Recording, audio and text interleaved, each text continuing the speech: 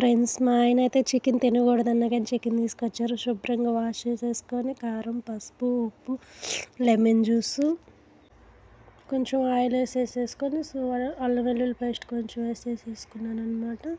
అది శుభ్రంగా కలిపేసుకున్నాను. మొత్తం మ్యాగ్నేట్ చేసేసుకొని ఒక హాఫ్ అన్ అవర్ పక్కన పెట్టుకున్నాను. తర్వాత బాండీలో ఆయిల్ వేసేసి కలిపి పెట్టుకున్నాను. మొత్తం అందులో వేసి కొంచెం వేగనిచ్చాను అనమాట.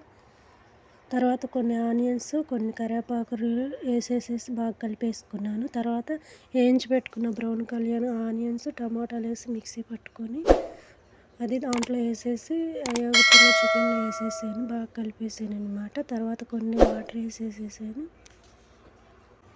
పచ్చిమిర్చి కొన్ని వేసేసాను. తర్వాత చికెన్ మసాలా, ధనియాలు, జీలకర్ర కలిపి వేయించినది పొడి వేసేసాను అందులో. తర్వాత మళ్ళీ కారం చూసుకొని కొంచెం కారం వేసేసుకున్నాను. కొంచెం ఉడకనిచ్చి కొత్తిమీర వేసుకుంటే చికెన్ గ్రేవీ కర్రీ అయితే రెడీ. అంతే ఫ్రెండ్స్, థ్యాంక్ యూ.